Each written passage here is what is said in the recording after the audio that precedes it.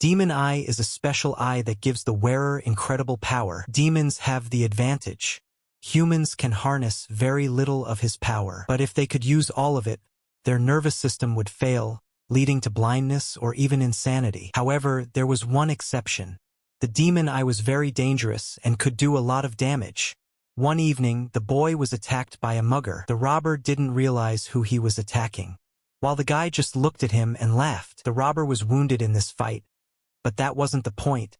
He screamed in pain when he saw the guy's eye, and he couldn't believe it. The guy used his eye to torture the robber, and after sucking out all his energy, he took out a crystal from his body. He put it in his mouth and began to lick the crystal covered with the guy's blood. But then a group of people ran into the room and asked in amazement what had happened. When they saw the guy, they asked him what he was doing here.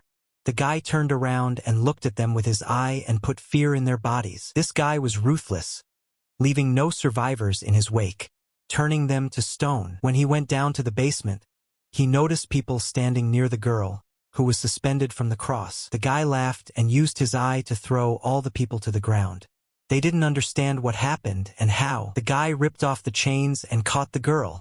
The girl said in a quiet voice that Mr. Archive had done a good job. The girl remembered and asked if she had gotten the Demon Lord's crystal back. The boy smiled and said yes. The girl was glad that she hadn't experienced all this for nothing. She said that the boy was the son of a great hero, the last loyal servant of the Demon Lord and the possessor of a demonic eye. On the day of the Human-Demon Peace Conference, there is a little monster hiding and crying in the Demon Queen's castle, while the Demon Queen swims in her own blood, asking the man, why did they do this and refuse to accept peace? The man asked her if she really thought such a world could exist, a world where demons and humans would hold hands. Surprised to hear this, furiously unleashes her power, calling on the underground forces to help her win. Then she jumps towards the man, swinging her arm back to attack. But the man just smiles. Suddenly the lady on the back of the Demon Queen appears. She quickly looks around. The lady stabs her and arrogantly asks her what she thinks about it, and tells her that it cost them a lot of effort to find the poison. This poison that will affect the two of them.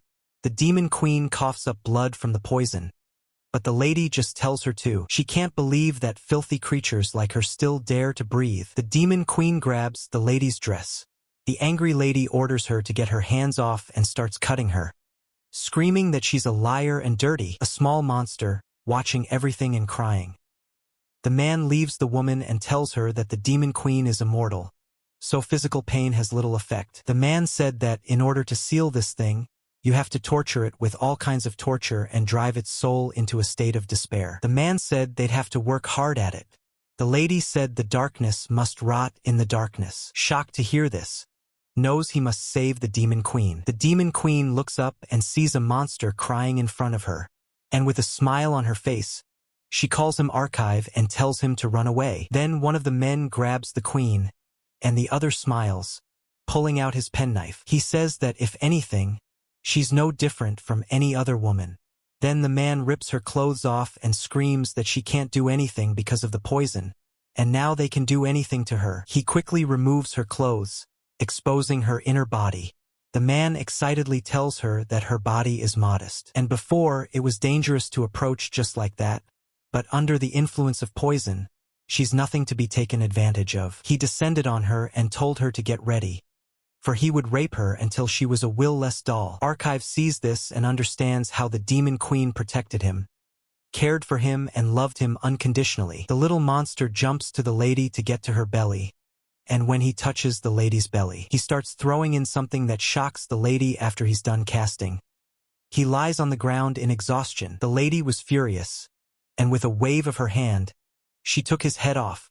She's screaming at him to get out of her way. The Demon Queen was shocked when she saw the head of her little monster. She screamed in pain and stood up to get to the Archive, but the man raised his sword and cut off her arm, causing her to fall to the ground. The man says their blade has finally worked, and now they can begin to seal the queen. Even though she is injured, the Demon Queen is still reaching for the Archivist's head, forcing herself to grab it. The man started laughing and said that the queen even feels something for her kin. She was broken by the death of a family member, a demon who took the lives of so many people, It's ridiculous to say that. A man tells her she must curse her own immortality or be sealed in purgatory. Swinging his sword, he said, "Let her suffer in agony with this mutilated body." The man smiles and laughs heartily, rejoicing in his victory.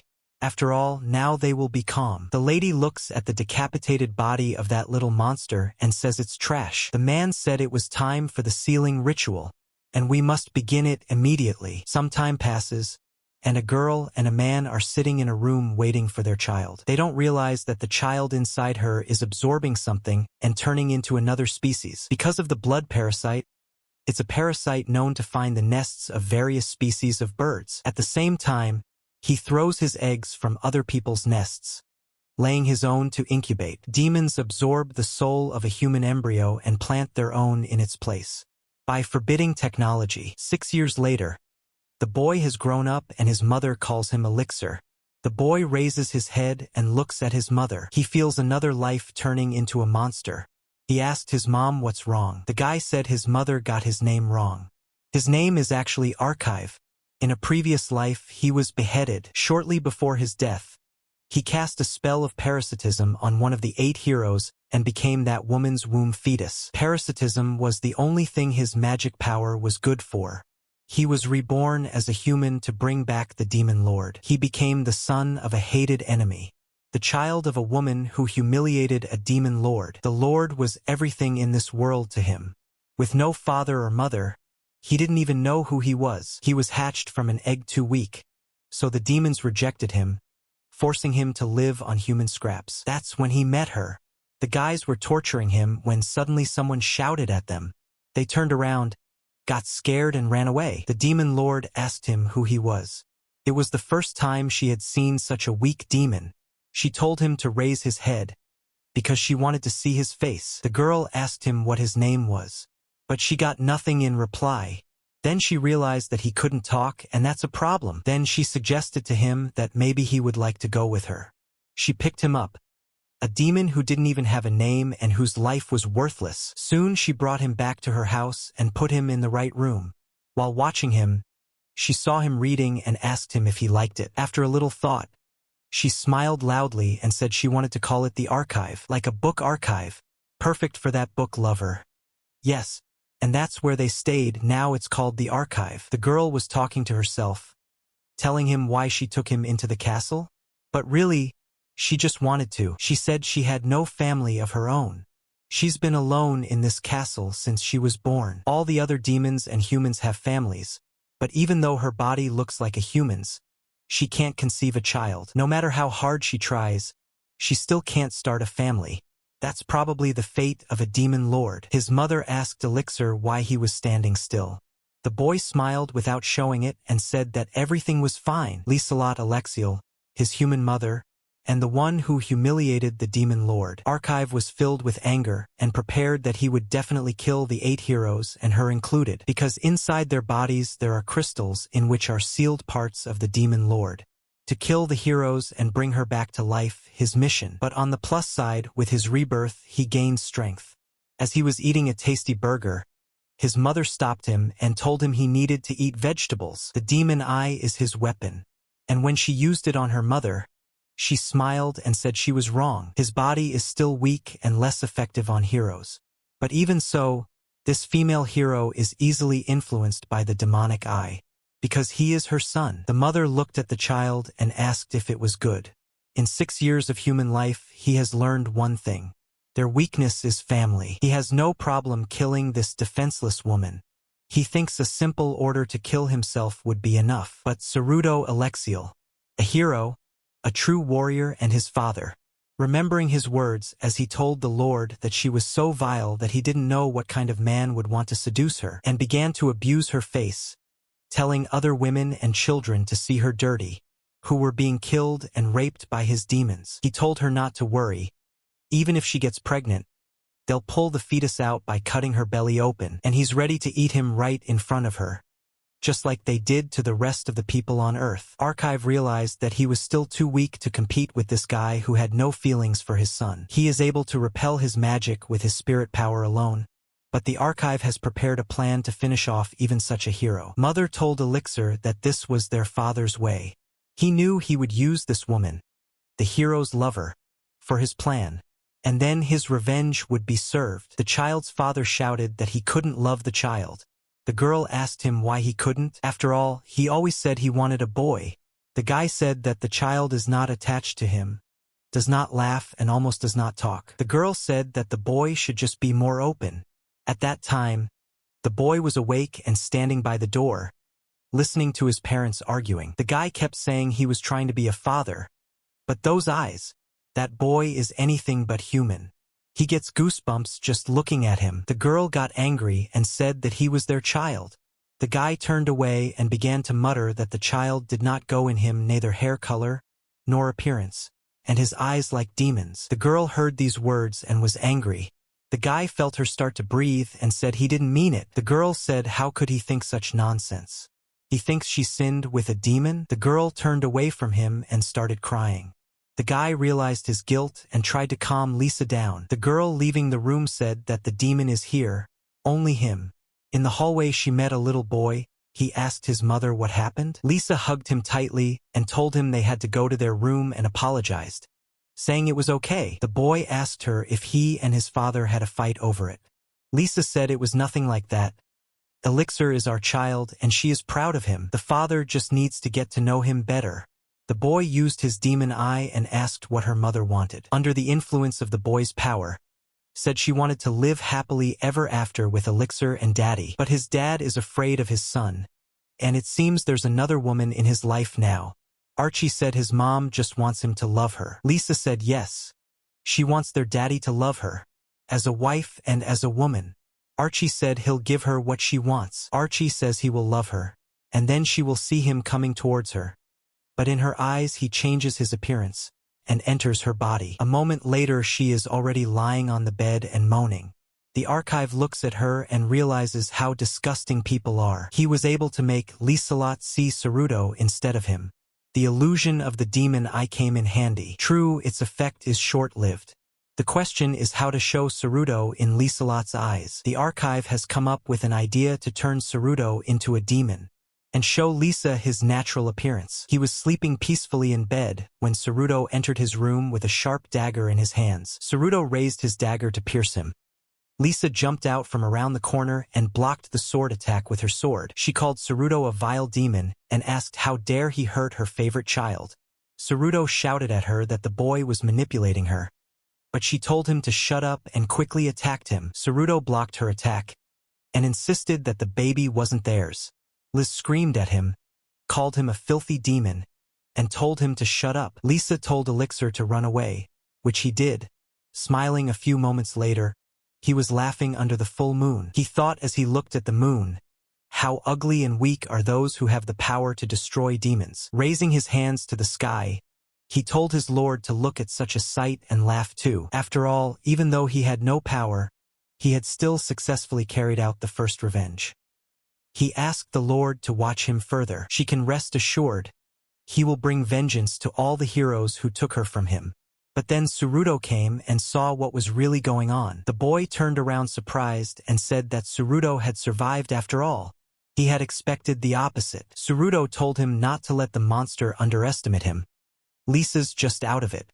Then he raised his spear and told the demon to tell him what he had done to his son. The archive smiled broadly and said he'd eaten it, and it turned out that the hero's child tasted delicious. These words caused Saruto to scream in anger and point his axe towards the boy. The head of the elixir affectionately called Saruto, his father asking if he was really going to kill him. Saruto was shocked to hear this and stopped just in time before the axe struck Saruto's son. Then he remembered someone asking him if he was sure it was right to go to work and leave his pregnant wife alone. He's making money for his child's future, but in the past he was a great guild warrior.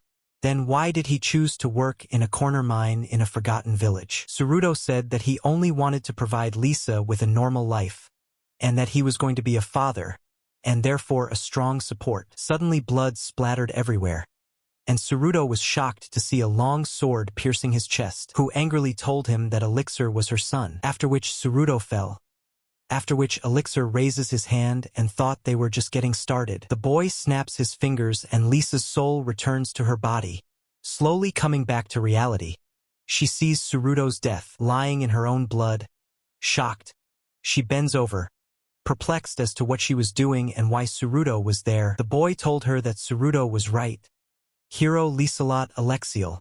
She fell under the influence of his demonic eye and killed her husband because she mistook him for a demon. With bloody hands, Lisa cried and tried to remember how it happened. She asked him why he did it. Lisa, covered in blood, covered her face with her hands. The boy said he wasn't their son. He said his name was Archive, the same demon trash that was killed by her, and started laughing out loud. Lisa covered her ears with her hands and began to pour out her tears harder. Archie asked her to say what it was like to not even realize that she had been raped and inseminated. He told her to say, "Hero, savior of the world." Lisa slowly touched the sword and wanted to take it. Archive was hoping she'd take it, and they'd see how burdensome family can be for these heroes. He wondered if his demon eye would work. But before he could use it, Lisa had slit her throat. The Archive was surprised that she took suicidal measures to get rid of everything she had and die with her sins. The Archive came to her and said that the death of her husband and the realization that her son had been eaten had hit her too hard. Lisa was still in herself and touched Archive's face with her bloody hand and told him not to cry, because everything was fine, and called him her boy. She held her hand over the archivist's face and said that her mother was here and would always be there to protect him. Arch realized that these people were the ones who took the demon lord away from him, but there were some good moments when his mother brought him to a place. The boy asked, "What is here?" A frightened boy stood behind Lisa. She told him that this was the grave of her mother's family. But the best part is, her mother was killed by demons, but she was the only one who survived from the forest. If her father hadn't saved her, she might be in that grave too. The boy was surprised and stared back, while Lisa apologized for coming in late. But she had news for her today. When she picked Elixir up in her arms, she let out a tear and was happy to say that she had a family of her own. Battles and revenge are in the past. From now on she will live for her husband and this child. The Archive realized that the demons, had made the first move. The image of his mother told him that she would always protect him, and he had nothing to fear. After saying her son's name with all her might, she fell down and didn't move anymore. At that moment, the Archive felt something and tears started to flow from his eyes. He didn't understand what was happening, but then he remembered seeing the Demon Queen asking him if he would become her family. The Archive stood next to his mother's body for a long time, trying to come to his senses. He took out a knife and stabbed Lisa in the chest. He said that she would never be more important to him than the Demon Lord. After all, family and attachment to her is the weakest part of a man. Now he finally understood it as well as he could. Taking the crystal from Lisa's chest, he said he planned to use it to the fullest for his revenge until he brings back the Demon Lord. Looking at the moon and squeezing the crystal, he handed it to the Overlord to bear with it for a while. 14 years later, at the castle's huge doors, someone knocked on the door. The guard asked who it was. The man replies that he is hired as a teacher.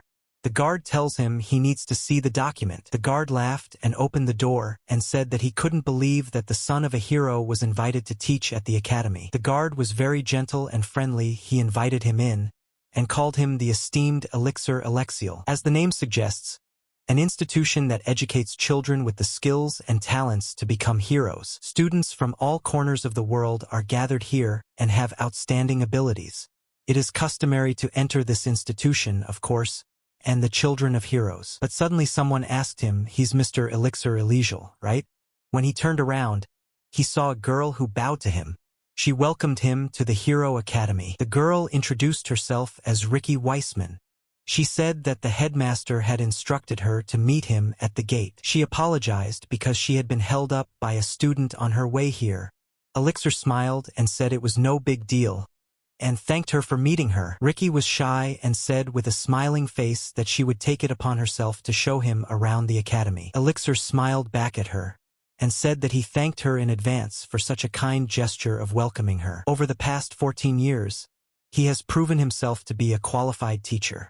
After killing Tsuruto and Lisa, the remaining bodies, not without the help of the demonic eye, were hidden by the villagers, and he, their son, was left with an acquaintance, and soon he decided to disappear. Everything was going well for him. Then he used the power of his eyes to become a nobleman's foster child and settled down there in complete prosperity. That's when he had a chance to learn to live in high society. You could say he was having a quiet human day, but still he did not want to surrender to the peace that the humans enjoyed. The position and abilities of the Son of Heroes allowed him to join the guild that hunted the remnants of the Demon Lord's army. It was all about experience, achievement, and getting closer to hero status. He didn't hesitate to kill demons like himself. By siding with the humans, he was willing to do anything, because he is ready to return the Demon Lord at any cost. Using his full flame, he killed and burned many demons. However, one of the demons survived the flames and jumped towards him to attack. He used his demonic power in time, causing the demon to stop right in front of him. After realizing the power, he couldn't believe that it was the demon eye he had taken out earlier. The guy took out a sword from his inventory. He clutched it tightly and walked closer to the immobilized demon, then chopped it in half. Recognizing him as the same demon, he asked why the demon's body had fallen to pieces, and he watched as other demons and humans burned alive around him. Through long training and battles, he finally realized one thing. His strength was not enough. He knew that the 8 heroes were capable of destroying fortresses with a single attack, and their attacks were as fast and fierce as lightning, even capable of making stars fall. Realizing how far he still had to go, he decided to change his plan, because he already had his pedigree and accomplishments. So the only thing he needed was to climb the ladder in this world, and he knew it was only a matter of time. When the regular army contacted him, he remembered the old man saying that someone with his skills could even be appointed as the commander of a night order. His father asked him if he wanted to take a high position in the army. He looked at the old man and said he did, but not to be impertinent, but he had a preference of where he wanted to be sent. Mr. told him to just voice it and then they'll see. Maybe he can arrange it. He said he always wanted to be a teacher, but he came to this academy for one purpose. Coming to the academy meant brainwashing the heroes' children and turning them into their palms. He looked into their eyes, making them line up respectfully, thinking of fear, certification, clairvoyance, spells, and second sight. He decided to use all his skills with his demonic eyes to seduce these young minds. But suddenly a disciple bumped into him and fell to the floor. He silently vowed to make the heroes taste the spare, while their favorite children were being killed. In the dream, the lady agreed, but then he noticed some bright, shining power in her, which surprised him. She reminded him of the man who basically humiliated the demon queen. The girl thanked him for his help and apologized. He watched the lady run away and asked Rick who she was. She said she was the daughter of the great hero, Mr. Flugel Litburn. Adlai Litburn. A few days later, Elixir was saying that many people have the wrong idea about alchemy. Taking the diary, he asked who had taught alchemy here before him.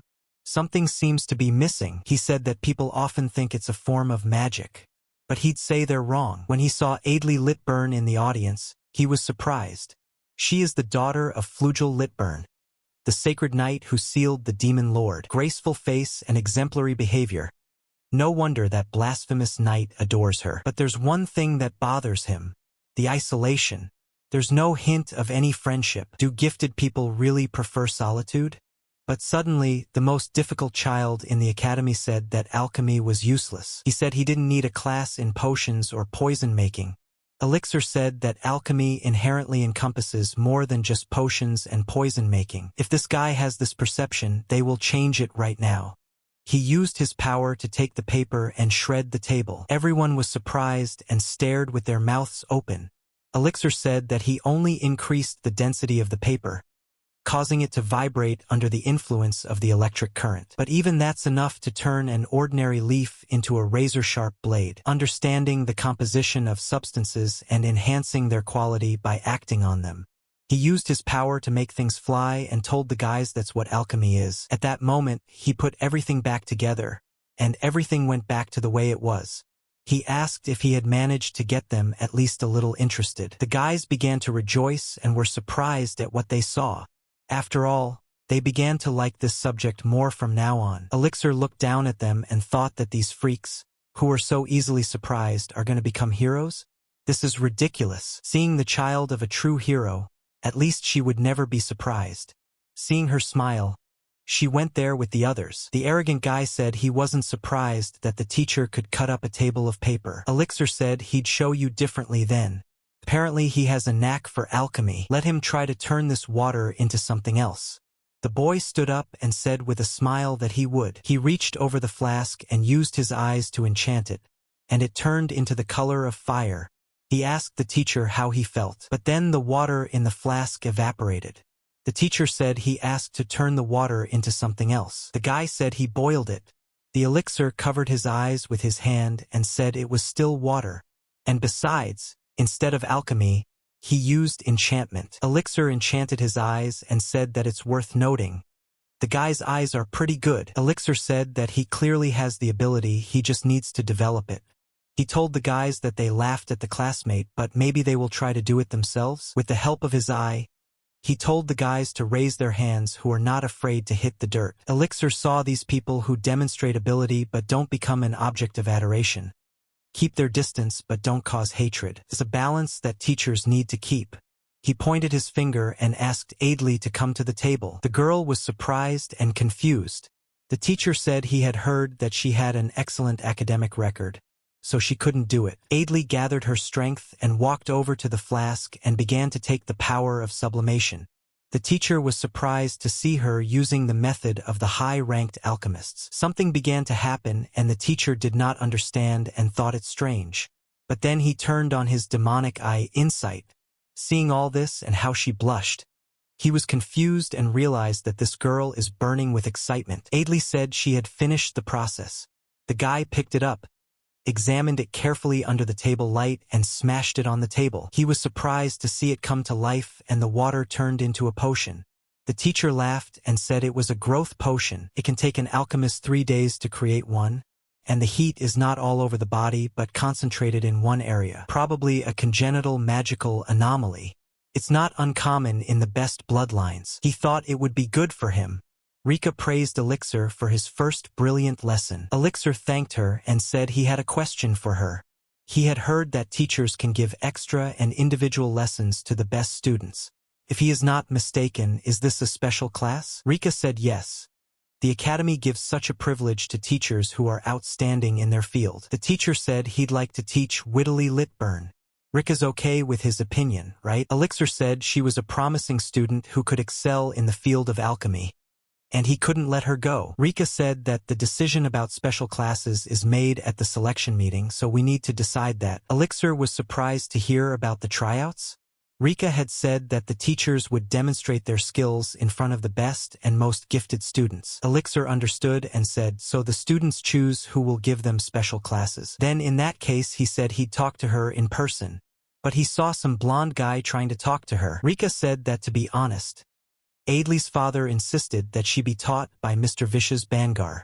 It's a family decision, so she'll probably obey. He simply smiles back, seemingly unfazed by this information. Later, in the backyard of the academy, he lazily looked at the students. These girls were happily chatting away, and when they notice her, she immediately turns to leave. Someone asks her if her condition is the reason she likes being alone. She looked back and was shocked to see Elixir peacefully reading on a bench, leaving her gaze on him. Elixir had told her it would be better to discuss this over a snack. The naked girl did not speak, but sat next to him, keeping a great distance in the middle. But then she looked at the teacher strangely. Elixir was taking out his lunch and seeing her look. The girl averted her gaze and said it's okay. It's just that the sandwich looks appetizing. Elixir took a bite of his sandwich and said that he understood everything. The girl saw him eating sweetly and said that his wife must have made it for him. When Elixir heard that, he almost choked on his sandwich and told her he'd never been married. The girl was amused by this and asked if the teacher had made his own. Elixir said yes. It looked like the girl wanted to try his sandwich too, so Elixir asked her if she wanted one. Elixir opened a basket of sandwiches and told her to take whatever she liked and not to be shy. But then they both reached out to grab the same sandwich, and their hands touched. Elixir grabbed the sandwich and took a bite, telling her to eat the meat, because children need it. The girl was not happy and stared at him, because he told her to choose which one she liked. When she took a bite of the sandwich, She was surprised by the taste and said that the teacher's hands were golden. Elixir was not ashamed of anything and asked her directly if her arousal had passed. The girl looked at him and froze, sandwich in hand. Elixir said he was surprised. He didn't expect that there were students who felt lust in public. The girl squeezed her legs and asked how he knew about it. Elixir lowered his head and said that he was a teacher, so it wasn't hard for him to notice. He thought and began to worry that she would satisfy herself right in the classroom, in front of everyone. Elixir said that she didn't need to be ashamed. It's a kind of magical anomaly. When a person has strong abilities, they get excited when using them, and there's no cure for this deviation. If it's left like this, her future is doomed. The girl asked him not to tell anyone about it. Elixir moved sharply closer to her and put his hand near her face, asking how she would act if he said he could help her overcome this peculiarity. The elixir came closer and closer to her, while sweat was running down the girl from her excitement. The girl said that the teacher himself said that she was not cured. The elixir looked at her and said that he was still offering to overcome. There was no mention of a cure. At this point she cried loudly and said that she had been trying to manage on her own all this time. She wiped away her tears and asked Elixir how he was going to help if he didn't even know her. Elixir's conditions are that she should choose him at the selection meeting. Then she'll see. After all, the teacher recommended by the parents will inevitably see the symptoms and tell her father first. The girl was frightened and said it would be the end. Elixir stroked her face and told her not to panic. He can help her free herself from her discomfort after all. She just has to choose him. Many people gathered in the magic arena, including the teachers themselves. The presenter said that the assembly is about special classes. Teachers will demonstrate their qualifications and then the students will choose their favorite. But the chosen teacher takes the student as his follower and mentors him individually for 1 year. Evaluators were looking at the student sheets and a girl in a fancy dress said that this year there are not many good students. Grandpa sat dejected and wiped his sweat, saying that with the end of the war came peace. So over the years the quality has fallen. Although nuggets like her. The girl opened the sheets and saw the girl Adlai Lithburn, who is the daughter of the great hero. After reading her resume, she said she was impressed. She is sure that her father advised her to choose the right teacher. This very teacher was showing off in the arena, using his flamestorm skills. Grandpa said that Master Vicious specializes in magical swordsmanship. Based on his background and skills, it was already decided to assign 2 students to him. More importantly, Mr. Litburn, who favored teacher Bangar, donated a large sum of money to the academy. The girl asked the principal who the guy with the dark hair was. The principal told her that since she was away, she hadn't seen him yet. This guy Elixir Alexiel, alchemy teacher, took over just the other day. Alexiel asked surprisingly. He is the son of a retired hero. He has an ancestry and has accomplished much himself, but he specializes in simple alchemy. The headmaster said that alchemy was clearly not something the hero's daughter should spend her time on. The girl told the headmaster that, as expected, teacher Bangar was the best candidate to mentor Lady Lithburn. Elixir walked into the arena and wondered when he saw the people, why is the academy wasting time with all the teachers? He looked at the blonde and crossed his eyes with him, because they could have just given the students a form with about 3 options and that would have been the end of it. The blonde came over and said that he didn't know if it was tradition or not, but the outcome was a foregone conclusion. He asked Elixir if he thought so too. Elixir wasn't paying attention to him.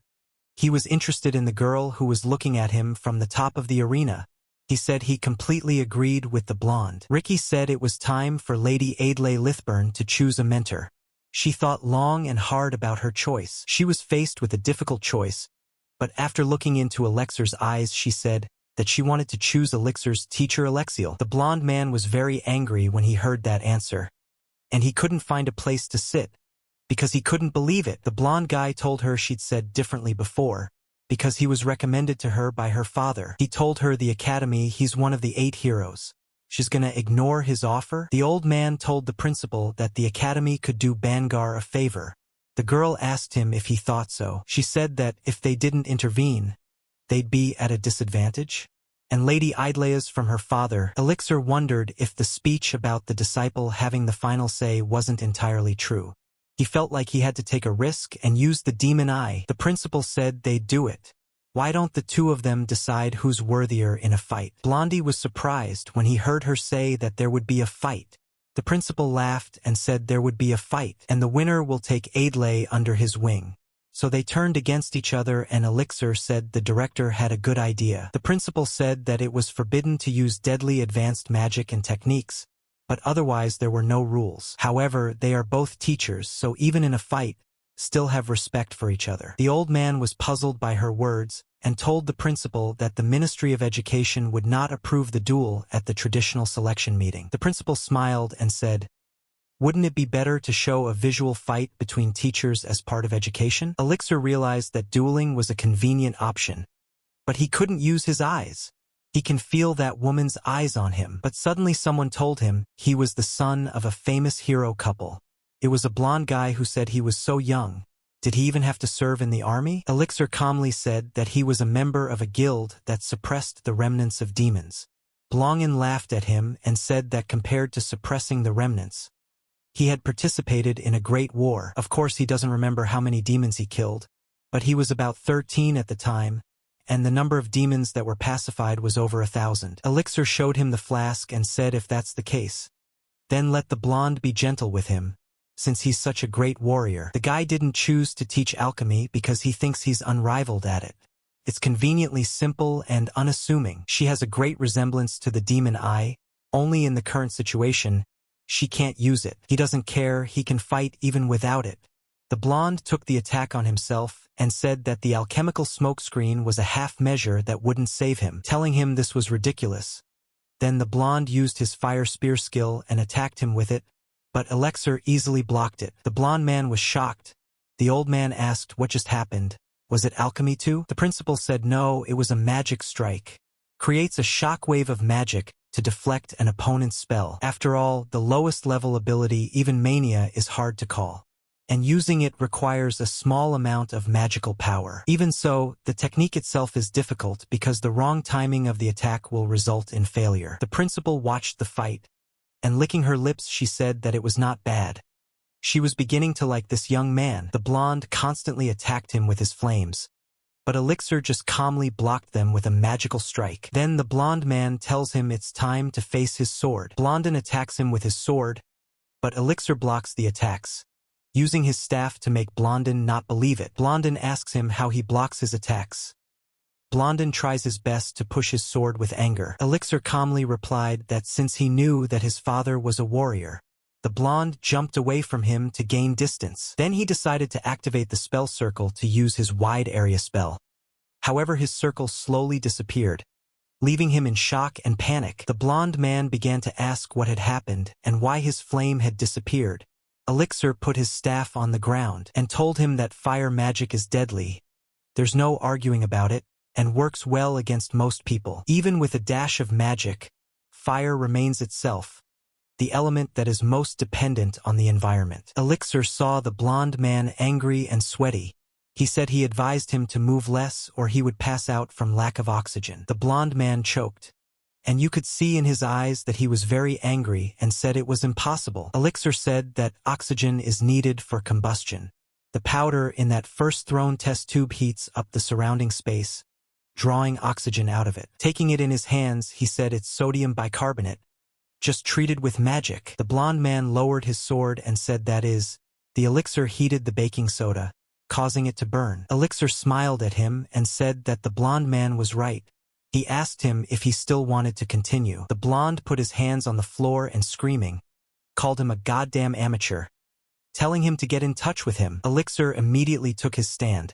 Seeing the magic circle of heat, he realized that the blonde was going to use advanced magic. The blonde man took all his strength, and with a gust of eruption, he endured this heat and decided to attack him. Elixir was surprised to see how the blonde man had managed to melt the soil not with flames, but with lava flows. But then Elixir with his demonic gaze saw that the girl was in danger.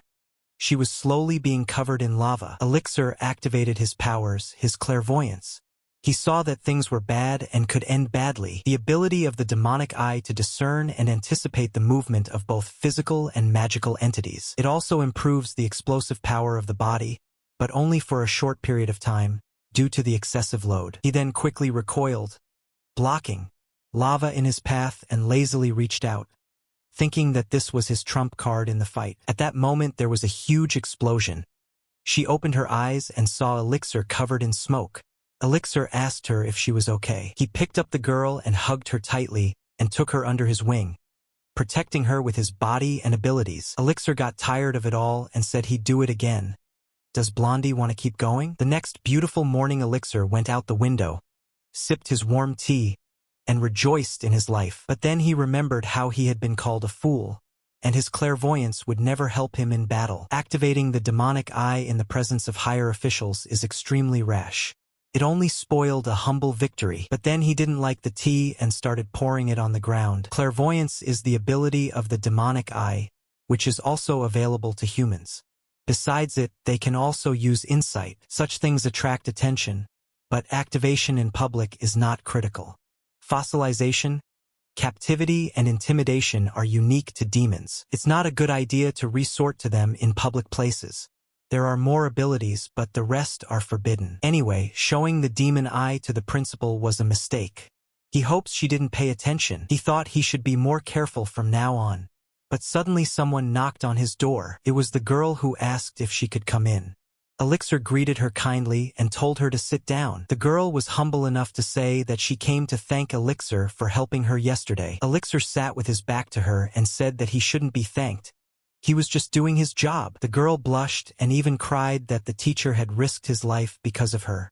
She was very sorry for what had happened. Elixir stood up and told her not to apologize if it was never her fault, and called her stupid. Elixir looked at her and said he was glad she wasn't hurt, and now she could sit down. When he took out her report card, he said that her grades were lower and almost none, but in principle she had excellent grades. Elixir said it was time to move on to her arousal. And since when did she start showing it? Hearing such a question, the girl blushed in embarrassment. Elixir said that he knew her situation. Stop reacting like that every time. It was starting to annoy him. She decided to talk, and she said that she had it when she was 8. Elixir asked if anyone else knew. The girl lowered her head and said no one. She didn't dare tell anyone. Elixir said that she had definitely used magic in the past, and more than once. How did she cope then? The girl clutched her knees and couldn't say anything. Elixir got angry and said that he was listening carefully. He could tell everything. The girl dared to say that initially she was patient, and then at recess and after class she would go to the bathroom. Or when she couldn't hold on without being seen, she'd do it under the desk. She started crying in shame and said she hated it. She's just tired of it all. She can't make friends because of her disability, and boys always look at her weird. Every time she has to use magic, it's like she's going crazy. I just can't take it anymore. Elixir took his hand and wiped away the tears that were streaming from her eyes. He told her not to worry. After all, she had chosen his mentor. He would help her cope. The girl was surprised and asked him if it was true, and how could he help her. Elixir said that he would tell her everything, and the method is very simple. This magical absorption crystal. As the name suggests, it absorbs and stores magical energy. It's a great joke for practicing with magic release. It doesn't get destroyed when absorbing large amounts of it. She has to release energy until it's broken. The girl said she can't do that. Elixir said he's not forcing her. She has to decide for herself first, and the offer was only made because he was interested in her rare anomaly. He gives her a pattern and she overcomes it. A coincidence of interests, nothing more. And so she will want to or not. The girl hesitated for a long time and finally said that she would try it. When she put her hands on the ball, something started to happen. The magic began to cover her, and because of all her strength, she didn't give up. Elixir watched all this and was silent. He realized that it was astonishing, because he had never seen the release of such amounts of energy. She is the daughter of a hero for a reason, and the magical attribute of Snow White, universal power, which is available to all types of magic, but has a high probability of mutating into another attribute under the experience of puberty. It is easy to become an attribute of not only fire or water, but also darkness. If it is nurtured, then along with the demon I will even kill it. But then something strange started happening. Water started dripping out of her. She told the teacher she couldn't take it anymore. He grabbed her hand and said that was enough for now. Now she must listen to further instructions. He told her not to touch herself.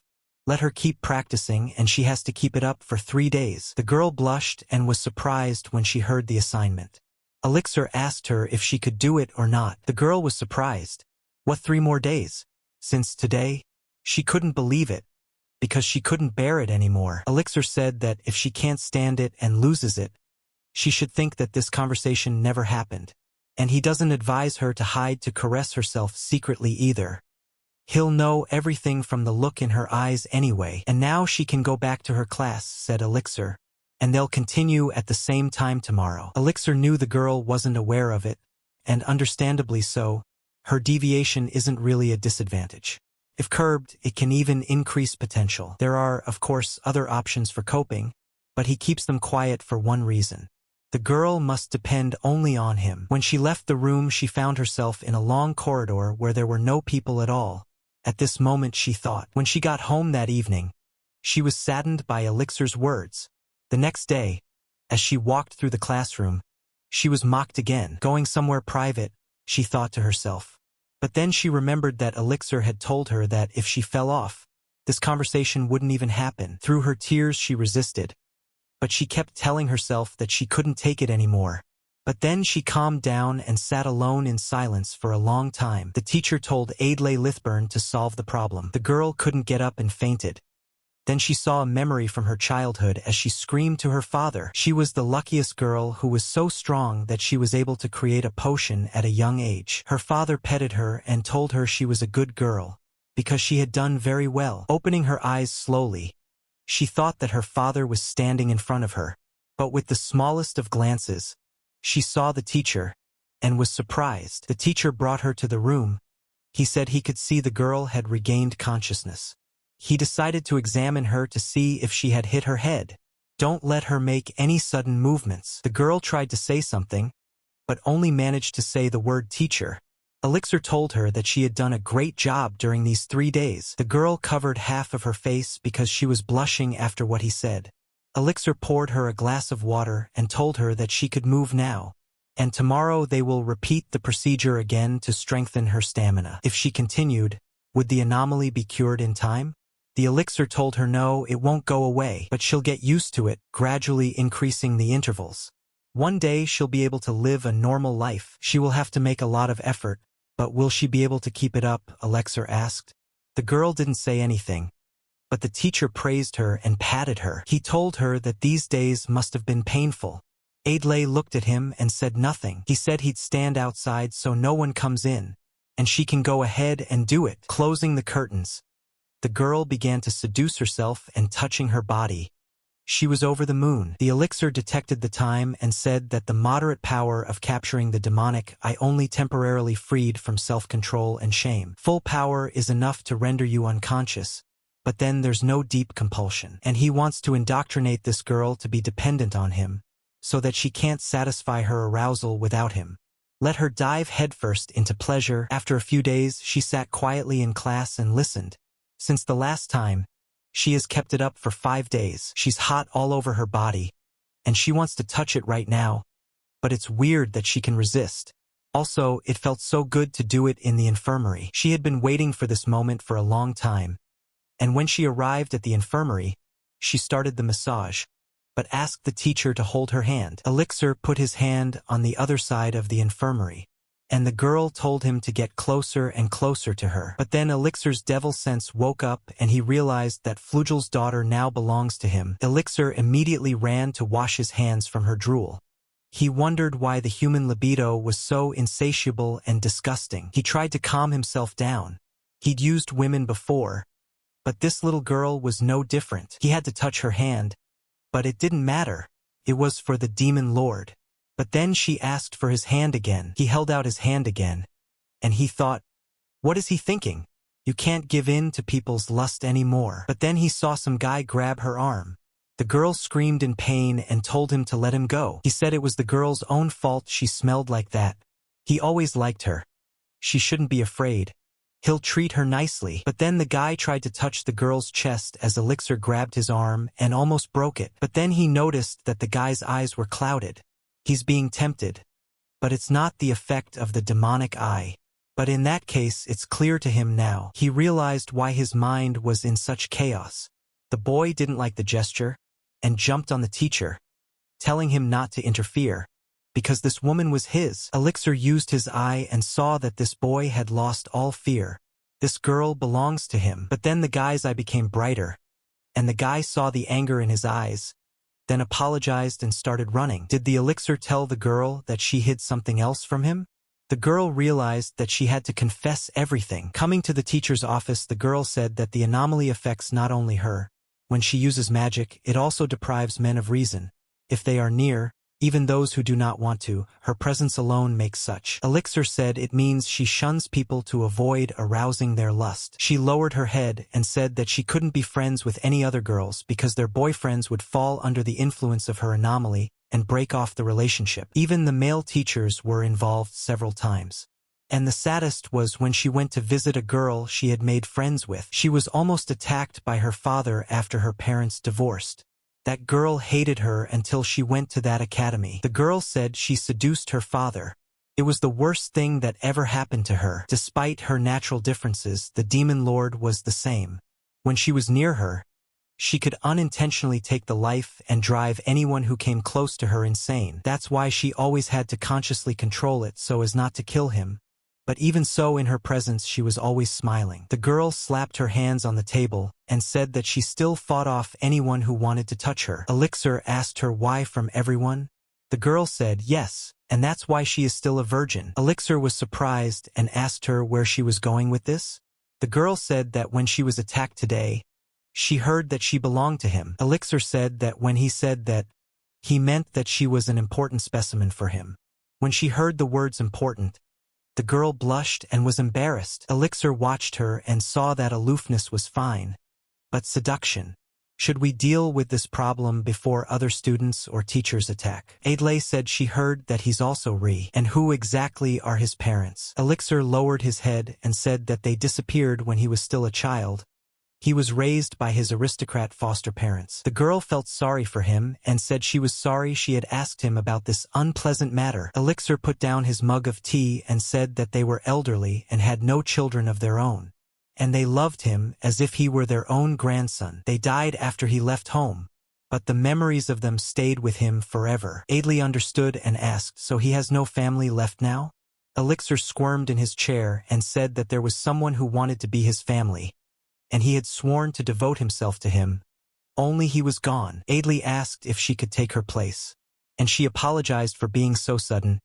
It's just that the teacher is for her. To avoid making a mistake, Elixir realized what she wanted to say and used the demon eye and ordered her to get excited. She was so excited that she asked the teacher to come close to her and hug her very tightly. Elixir began to caress her as her friend grabbed her by the throat and told Adlai that this feeling was not love. She can use him for sexual gratification, but mark her place so he never hears it again. Adlai started crying and breathing very strangely.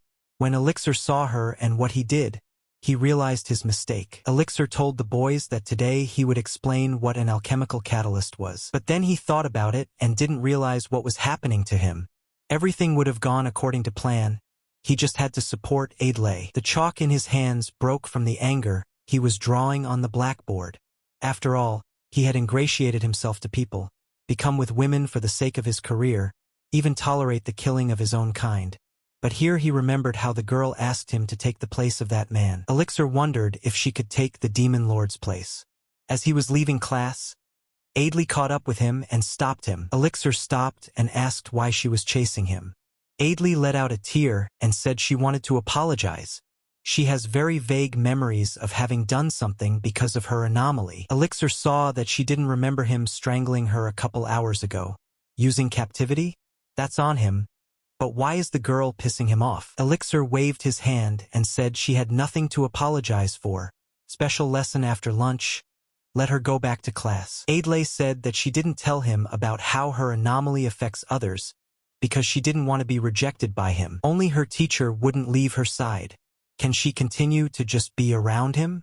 He may not touch her, it doesn't matter. She tried to touch him and said he was the only one who could help her. Elixir saw a memory from the past as the demon queen was dying, saying she loved him very much. Elixir didn't say anything and started walking away.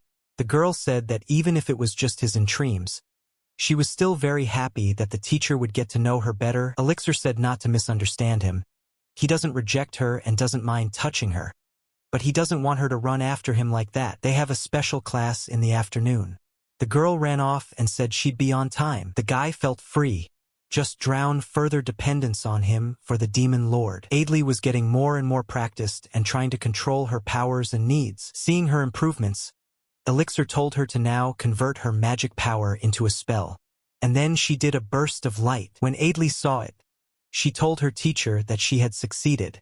She was very happy and excited about it. Elixir saw the shards of the orb and was surprised that she had shattered it.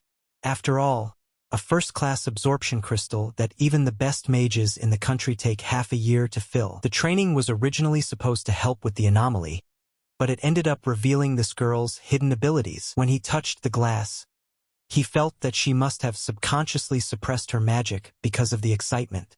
And now that the discomfort was gone, her power had skyrocketed. If he continues to train at this pace, he will be a hero for another year, not even half a year. Adley was jumping with happiness.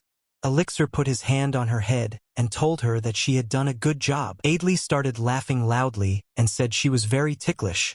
She has had it for 10 days and even now she feels good. It's because the teacher praises her and strokes her. Elixir said he was ready to not only pet her, but to lend a hand when she needed it. Adley thanked him for it, but because it would not be only hands-on, the teacher himself would be involved. Elixir realized it was time to take action. He asked her if she wanted to go out with her teacher tonight. He was ready to eat that girl. The next day they went to the academy town. Adley was happy and said it was crowded, just like a festival. She said that today is the anniversary of the defeat of what she believes to be the 12th demon lord. Their fathers killed the 13th generation lord on this day, so the previous one was the 12th. The elixir said that even if he loses his life, the demon lord still returns to it, and his power level increases each time. Eileen said, but the time it takes to revive also becomes longer.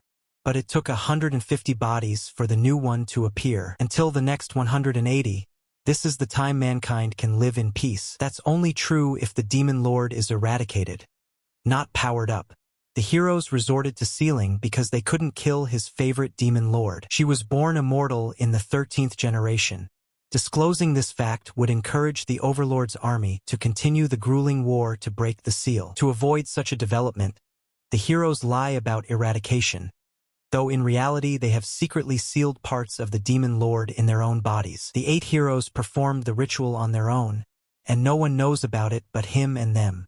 The crystal sealed by Ceruto and Lieselot is now in his body. Elixir told her that he was hungry, and holding out his hand, he offered her a walk through the stalls. Adley also extended her hand and said she'd love to walk with him. Adley walked through the counters like a little girl.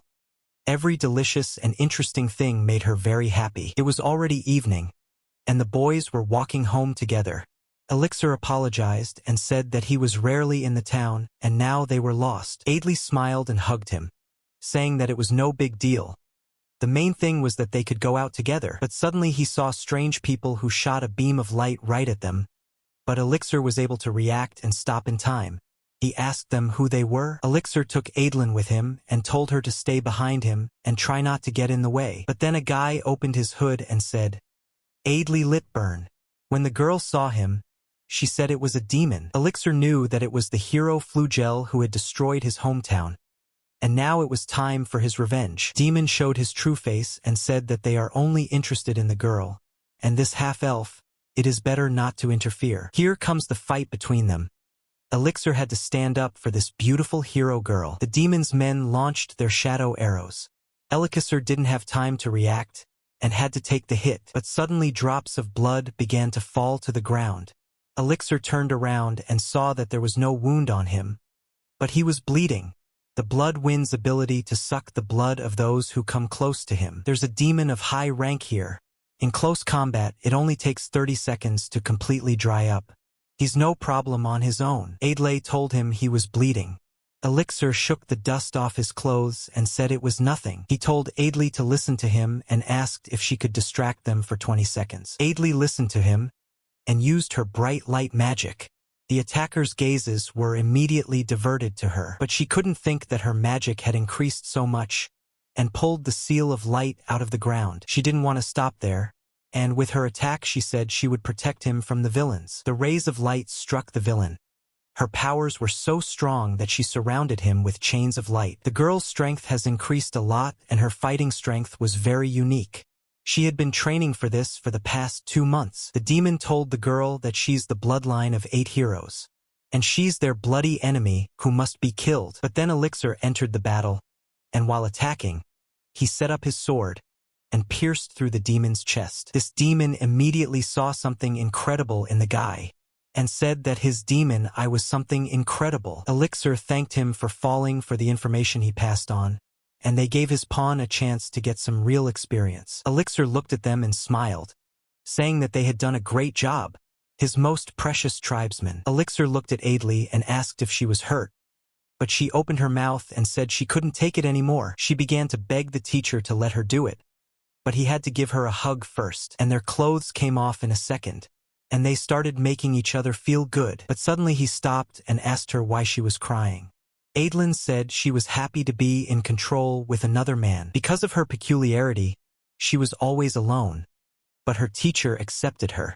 He was able to create that bond. But then the archive saw a memory of the demon queen burning down the entire city. But then she heard strange noises. Looking around, she saw a baby in a basket. She picked him up and said he was a sweet, affectionate baby and let him snuggle up to his mommy's breast. Something happened, and the baby in the arms of the demon queen began to disappear. She did not understand what was happening. She began to wonder why she was alone. Why is she the demon lord? And started crying with grief. But then the archive saw her and reached out his hand.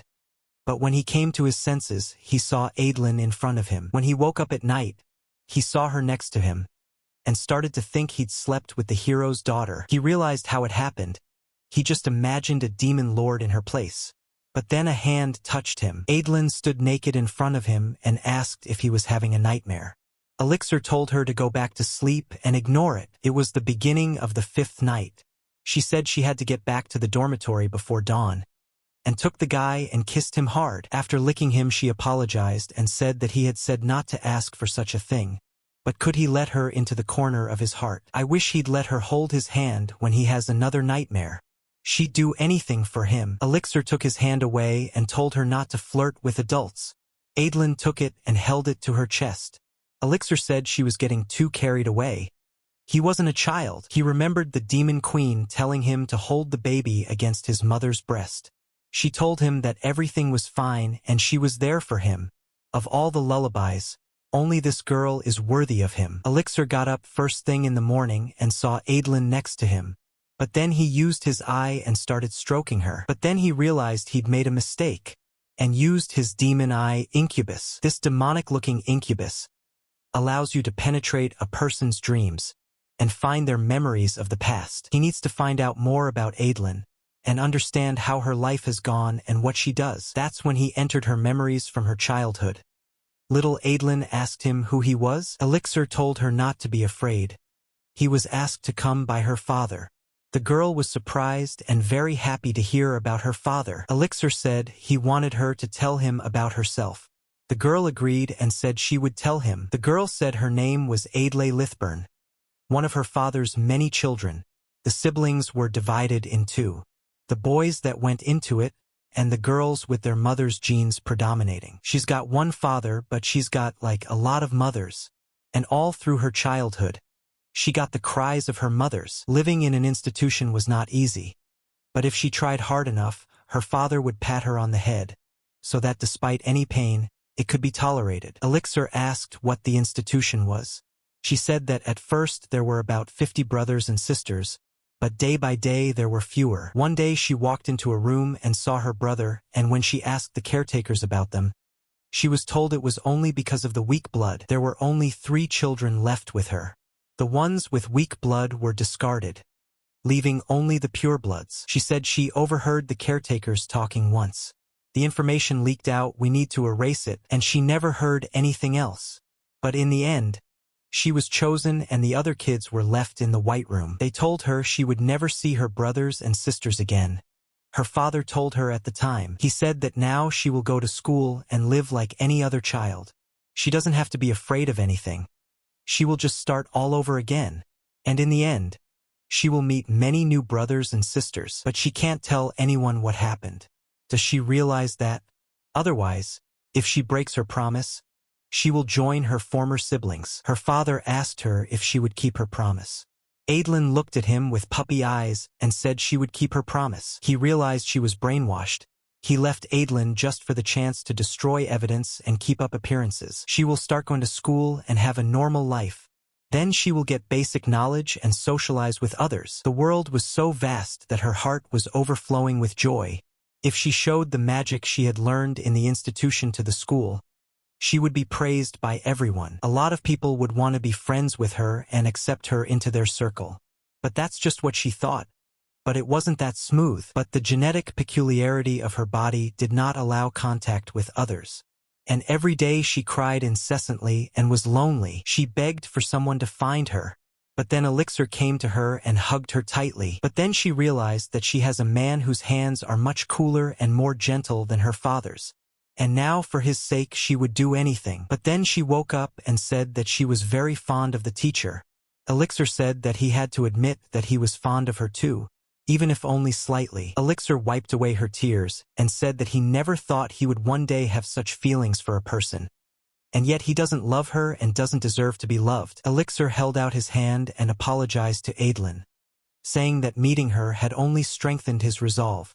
But he would definitely kill her father. Father Adelin sat at his throne and was surprised about the demon eye. The blonde man said yes. The blonde man said that one of his powers was probably clairvoyance. Father Adelin said that clairvoyance is human. It's the only excuse he has for his defeat. Blondie said there were other strange things about him. For example, Lord knew that his hero's parents were missing. Mrs. Lieselot left him in the care of her foster father, but he was against her marriage to Mr. Ceruto, so she didn't have any contact with him. But when he got back on his feet, both foster parents died and the inheritance was signed over to him, even though they didn't have kids of their own. It still looks weird. He's definitely not that easy. The Lord said he recognized. He recommended him to mentor Adli, so he could keep an eye on her. You couldn't let any bugs near her precious daughter.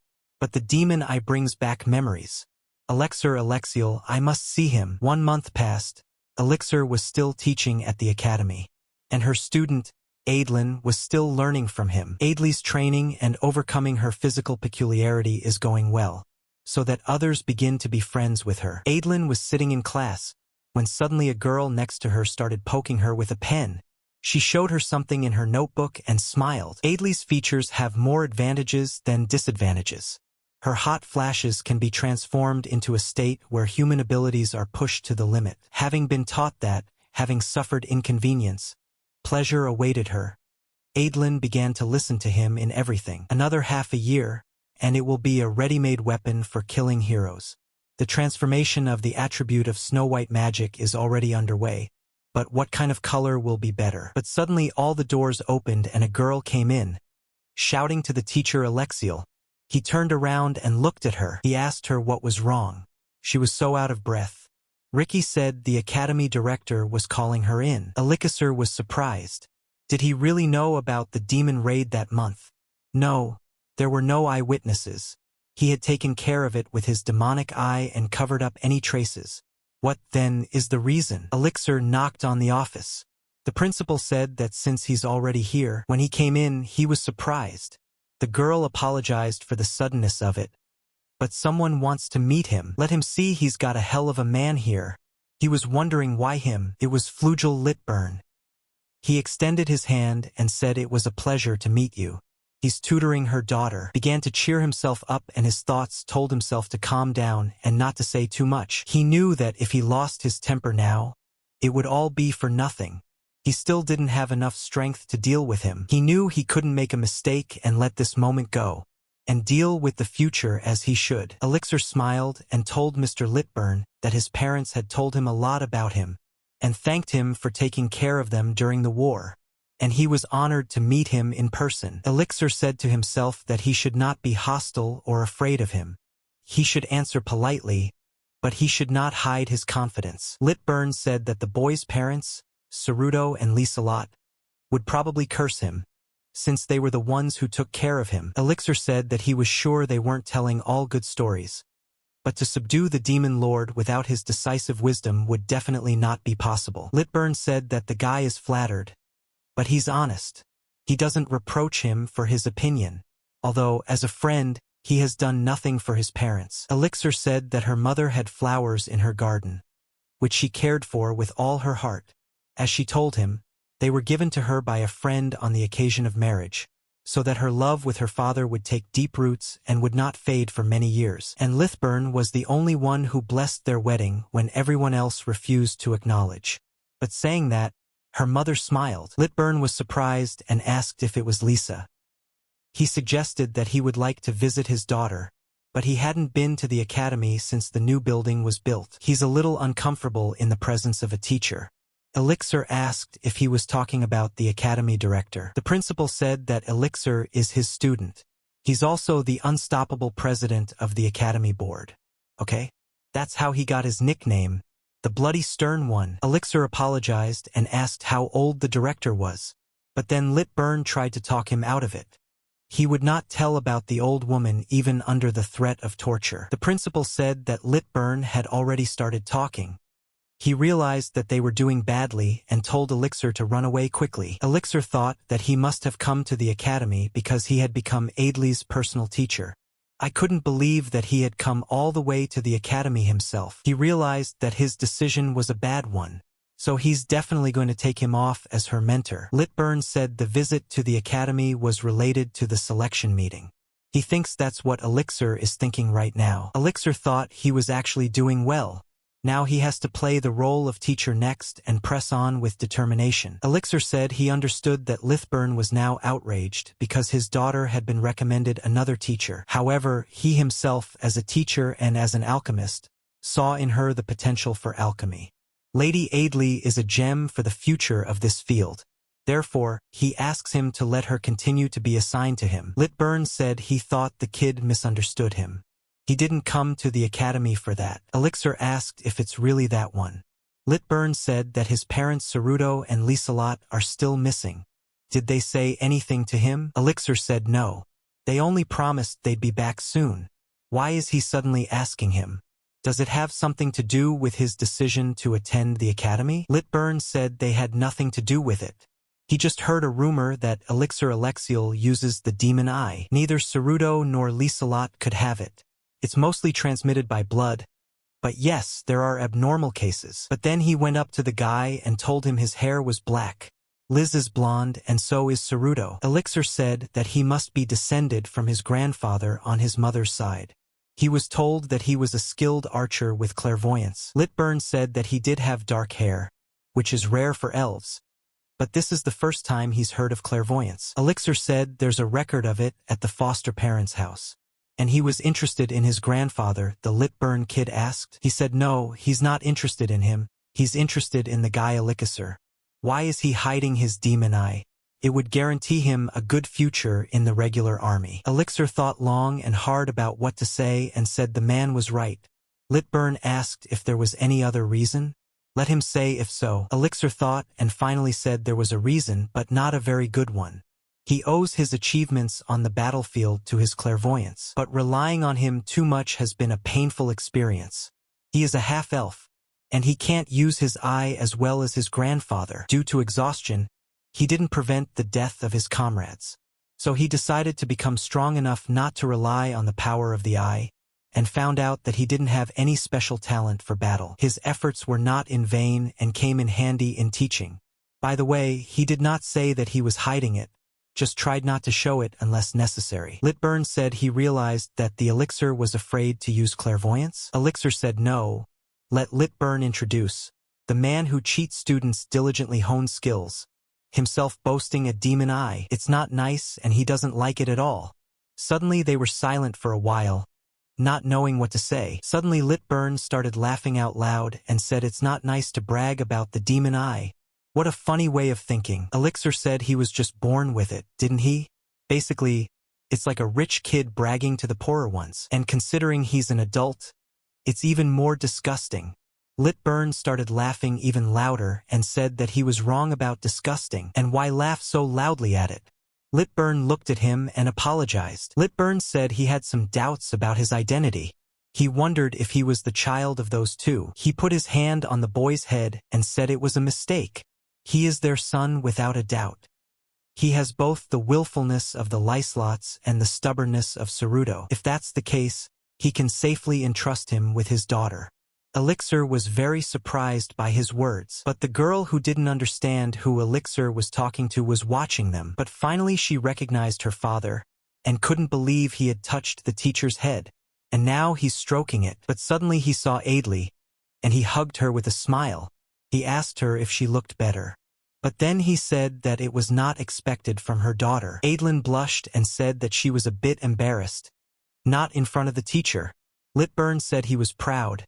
It's not a bad thing to show it. So he called Elixir to him. Elixir was shy too. Litburn said the three of them should talk. Is there a sunny spot around here? Is the old courtyard still standing? Elixir said yes, and decided to lead them into the courtyard.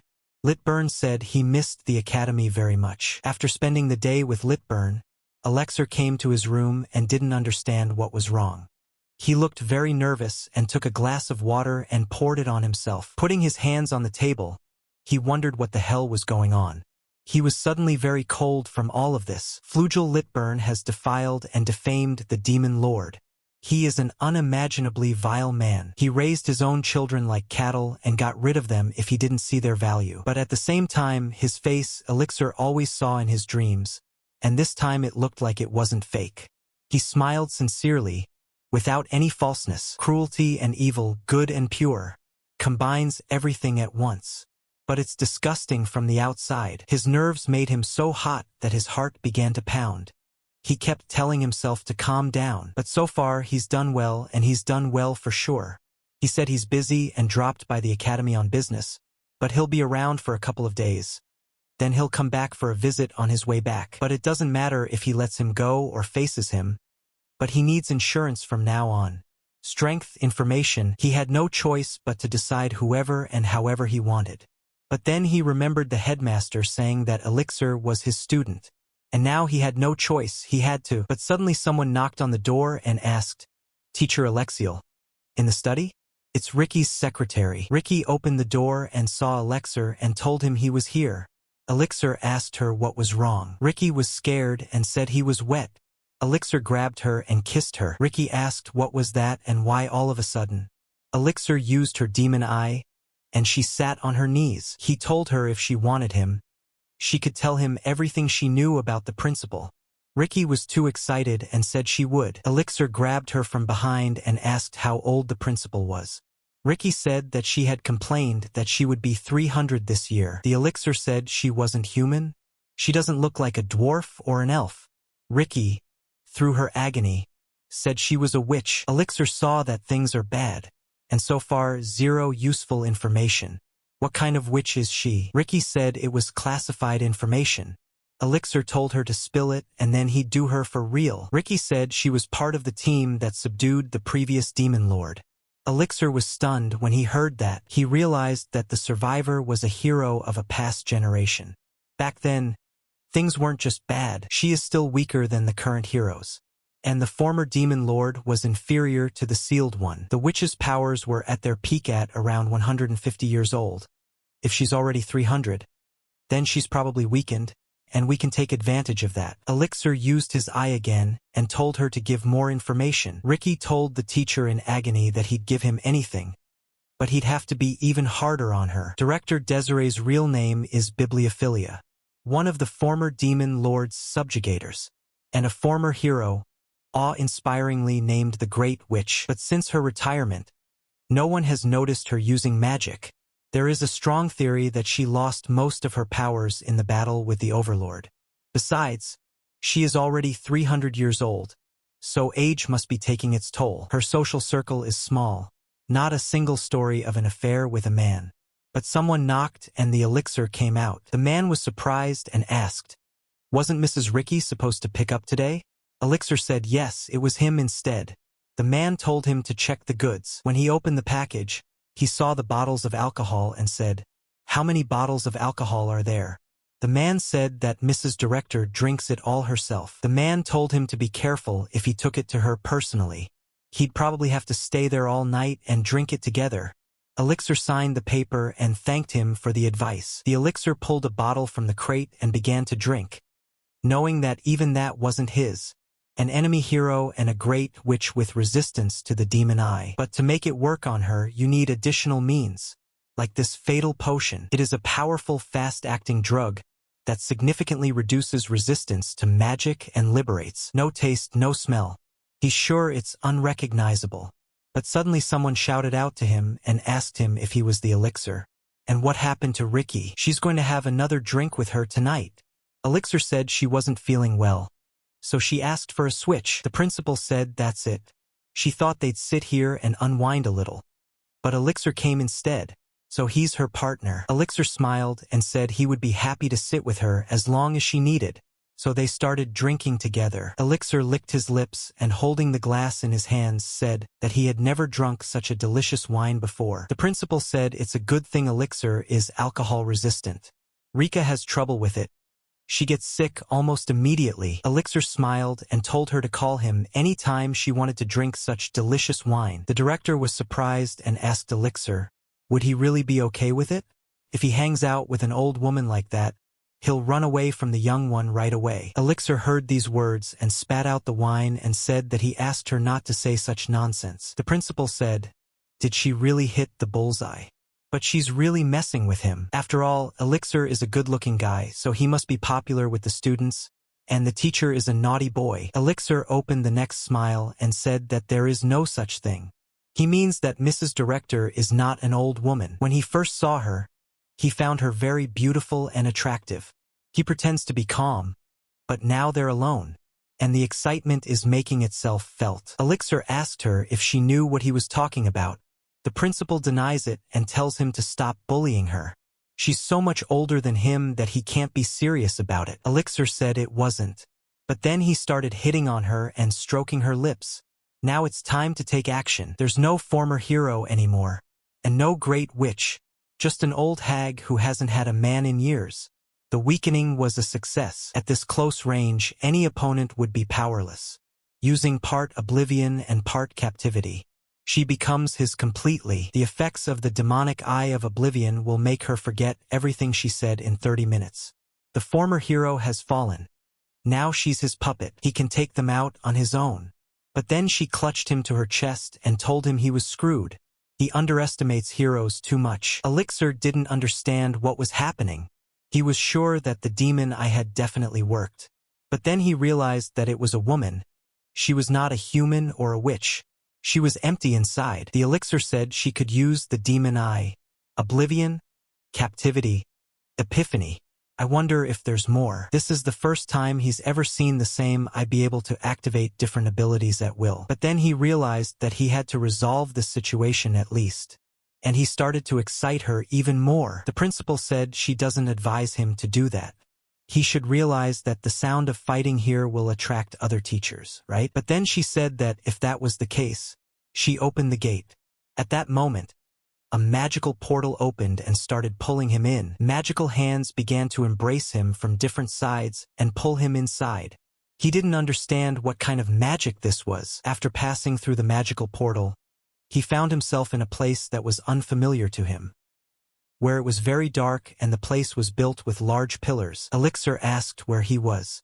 But then a voice from behind said that he was welcoming the boy into his maze. It was the principal sitting on her throne.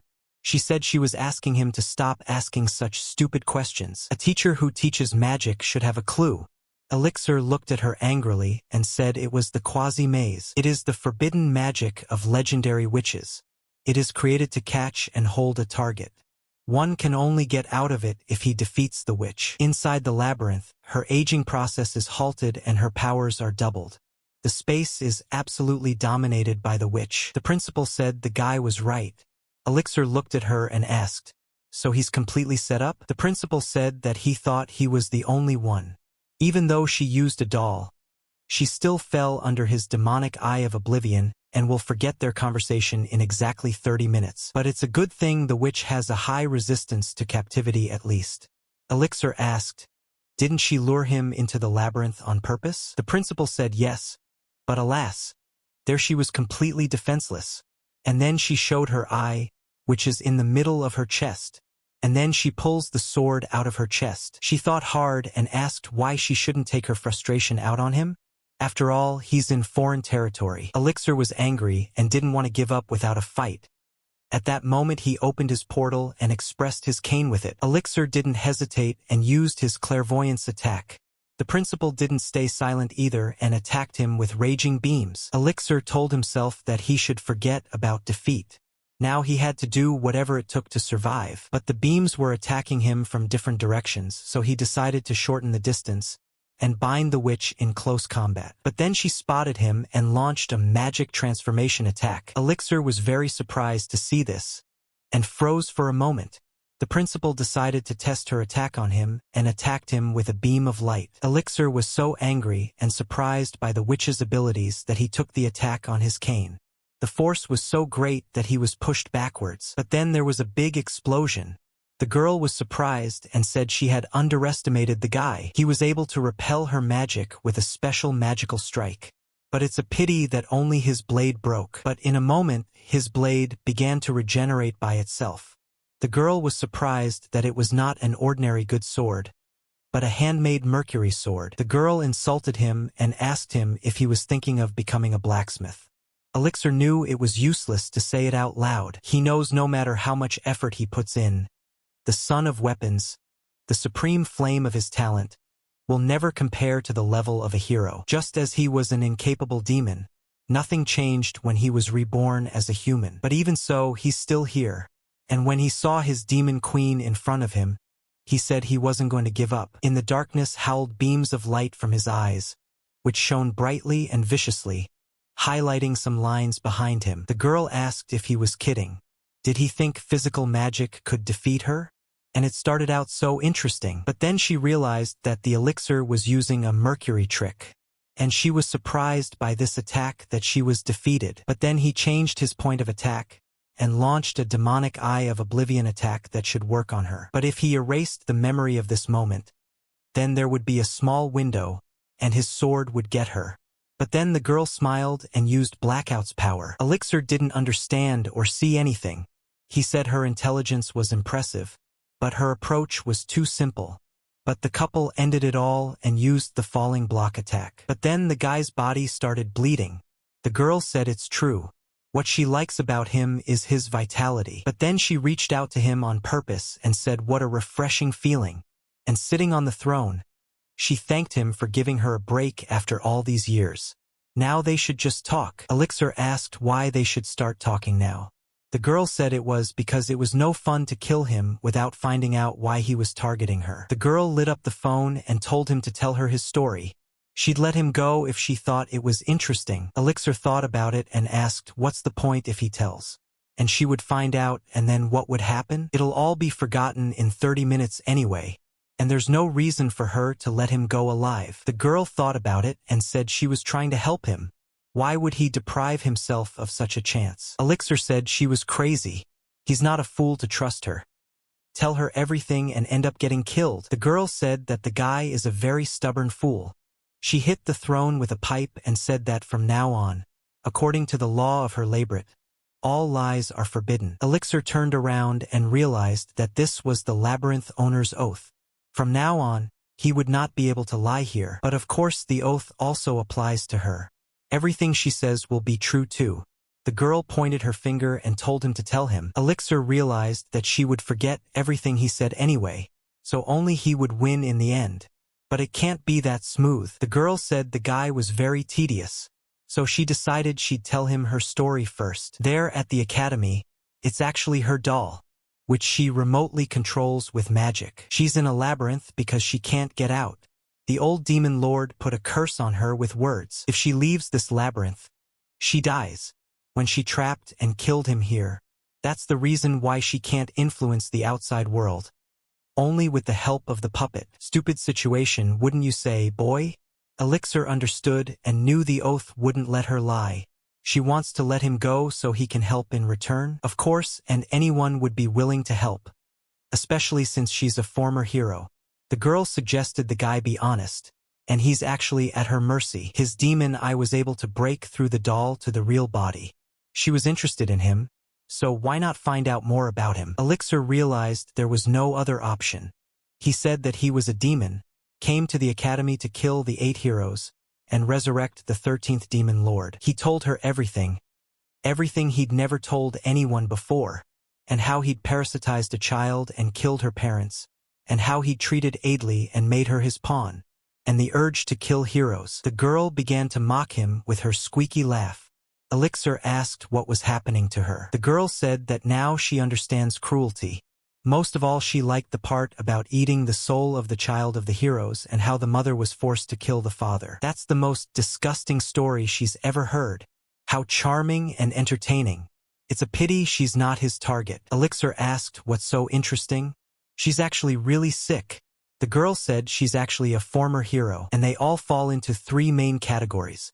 First, ordinary guys with just extreme skill and physical endurance. The second are the righteous who sincerely want to save people and their acquaintances with minimal sacrifice. And the third are those who find no meaning in their existence all wars. Now does the guy understand what she wants? Since he's planning to kill 8 heroes to free the sealed demon lord, Elixir got angry and asked loudly, "Isn't she, as a former hero, on the side of the people?" The girl told the archives, "She needs to make a war like hell.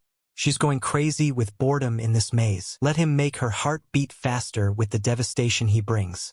And she didn't take sides in the first place. In the last war, I stood up for the humans simply because they were weak enough to be exterminated. Elixir now understood what this girl had in mind. It's more fun to fight for the weaker ones, isn't it? He's beneath people, beneath witches, beneath heroes, beneath everyone. The girl said she can see the guys starting to get it. He's in big trouble, Flugel and Shiage from picking apart his personality. So why don't she give him a little help? The girl went up to the guy and caressed him with her hand. The girl asked him if he would help her, but he realizes she can't get out of here, so she can only advise him. Elixir grabbed her and told her to tell him what his weakness is. What is Flugel Litburn's weakness? What can he do to defeat him? The girl said he needs to take it easy for starters, so he has no weaknesses as such. In a one-on-one battle, Elixir would inevitably lose to him, even using his daughter in her current state. Elixir said he knows that without her. The girl said that instead of weaknesses, she could tell him about his hobbies. Elixir asked, and what use is he to them? The girl asked if he knew what he was called during the heroic days. He was called the Demon Eye Hunter. Taking them from demons and collecting them was his hobby. The girl said that he took the demon eye and transplanted it instead of his own right eye. Elixir said it's nonsense. Humans can't handle the demon eye because the nerves will be destroyed, and the brain won't be able to withstand it either. The girl said that he's transplanting disposable nerve endings because he's been actively conducting magical experiments on humans. He has access to all kinds of materials. Elixir said it was impossible anyway. How many victims would be needed? But then he remembered the children his daughter had told him about. He realized that Adlin's brothers and sisters, they were material for him. The girl said yes, that's how he learned to use the demon eye. He has no abilities, but the demonic eye has them. Elixir realized that weaknesses are definitely there and options to use them too, but it's still possible to deal with him. The girl said he's using the demon eye right now. Fossilization, given that it involves eye contact, that's already his weakness, right? Just how to create a situation for him where he has to use his eye. She likes the elixir a lot, but she also finds that damn harsh one entertaining. What's so busy about that bastard? The girl said, he's shallow. His every action is for the good of the people. He may be selfish, but he sacrifices himself. And nerve replacement is not a cure-all. If you keep using the eye, it will eventually go crazy. Isn't knowing this and still going on the highest form of self-sacrifice? Only children with strong genes are chosen as successors to defeat the demon lord. Those who are useless from birth are left for the sake of the nerves for the eye of the successor. Even though the method is radical, everyone contributes to the overthrow of the future demon lord. This is his conviction as a hero. Elixir said what kind of conviction the hero is talking about. She can't even imagine the loneliness Adley went through after losing her siblings because of him. He said he refuses to accept that this guy, who is her own father. The girl laughed and said the guy doesn't admit it. For the sake of resurrecting a demon lord, absorb a fetus and pretend to be someone else. Killed the parents who raised him. He still feels sympathy and pity for Adley because she is being used in this way. Does he know what they're called? It sounds insulting. But these people are hypocrites. Flugel was one too. He was a ridiculous hypocrite. In the garden of his mansion, there's a flower field where all the sacrificed children are buried. He used to go there every day, fall on his knees and pray with tears in his eyes. I'm sorry, your deaths will not be in vain. Such a hypocrite makes me sick. They're actually the perfect couple. Elixir panicked and screamed that he's not like that creep. The girl said they look alike. If he wants to take him down, then he'll have to act just as shameless and proud. By the way, Elixir was originally a demon, so stop acting like one. Elixir said no, they're different. The girl told him to accept. An incorrigible rotten hypocrite and a scumbag. The girl apologized that they were ending on a negative note, but time was running out. And at the end, how about a parting gift of more advice from the Great Witch? The girl pushed him and said that justice and vice have no meaning. No matter what, the truth is what's inside him. Let him follow his heart. Elixir went through the portal and woke up in the principal's office, where she was lying drunk and asleep. He opened the door carefully and walked out, realizing that it was bad for him to use the demon eye. Put a huge strain on his body. It won't be an hour before he passes out. But he's already hallucinating, and he needs to get to his room fast. But in any case, he didn't get enough information from the principal. He should have gotten more. She had him bamboozled like a baby. This is the true power of a hero. However, the experience was useful. Previously he had vainly thought that he could win alone, but now he was able to accept reality. The meeting was not in vain. Moreover, he had nothing to lose, and in response to the word scumbag should have just laughed, take it as a compliment, and proudly declare that it was for the demon lord, for the sake of the demon lord's return. He for her sake and yet for his own sake. He entered his mind and thought that he should not use the demon lord as an excuse for the atrocities he had committed. She wouldn't approve of something like that. He's always talking about revenge, but he just wants to see her. And to kill the 8 heroes, he wants to feel relief, no? But then he's already completely shriveled up and took his hands on his head, because then he'd have something to prove his own impotence. He had to admit he liked to play with people. His heart trembled at the thought that he was doing evil things for his own sake. He tried to resist his thoughts and denied it. The voice in his head was telling him that he knew it was like this. This whole revenge thing was a personal vendetta. He realized that he was already hallucinating, so he was at his limit. But then his eyes closed and his surroundings went dark. When he opened his eyes, he heard someone yelling at him. And he saw Adley's student in front of him. She said she wanted to talk to him, so she waited in her room. But he never came back and she got worried. She hugged him and told him that she was going to pick him up and told him to just stay still.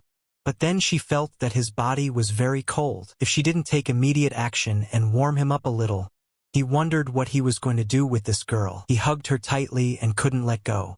The girl told him that there was no problem.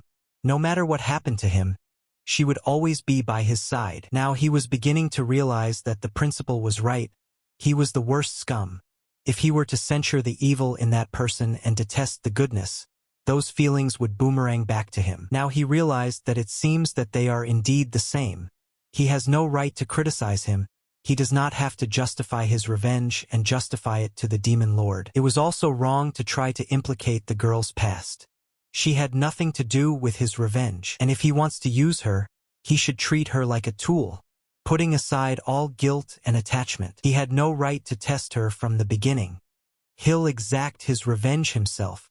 Just give in to the warmth of this girl one last time. A man was digging under a tree, and when he found unidentified bones, he fell to his knees and said that it was really Ceruto and Liselot. He called them friends and said that they had to split up to keep the demon lord sealed. But he shouldn't have left them alone. He apologized and said that if he had looked after them a little better, he decided to bury them in a proper grave. But until then, he asked them to rest here. He put on his costume and said he promised to finish off the bastard who killed and defamed them, This is the oath of one of the 8 heroes, the Holy Knight Flugel. The next morning Elixir woke up in a sweat, and when he opened his eyes he saw Adelin standing next to him crying. He asked her how long he had been out. Adelin said it had been 2 days. She told the academy that he wasn't feeling well. Elixir said it's a lot to lay around like this. Adelin told him not to say that someone attacked him like that. She said that whoever hurt him. But then she scratched her nose and sneezed loudly before finishing her words. Elixir calmed her down and told her that no one had attacked him. It was just a failed experiment with a new potion. Adelin said that even a teacher can make a mistake. Elixir said yes, he messed up the mixture, which caused a huge explosion that blew up the lab. He himself was also affected by the explosion. And what's worse, his perfect hair was turned into chaos, and he had to channel all the magic power to restore his hair and laboratory, and not enough to heal himself. In general, he was left without a single grain. Adelin said she was scared to even imagine. Elixir looked at her and realized how stupid she was. Elixir smiled and said he was hungry. He asked if she could cook something. Adelin said yes, and she'll do it right. After a while, the girl was doing the dishes, and the teacher was finishing his tea. He says it's very nice weather today. He tells her to get ready to go out. He suggests she skip class and go on a trip. Elixir ordered a carriage with horses and brought her to the most beautiful place.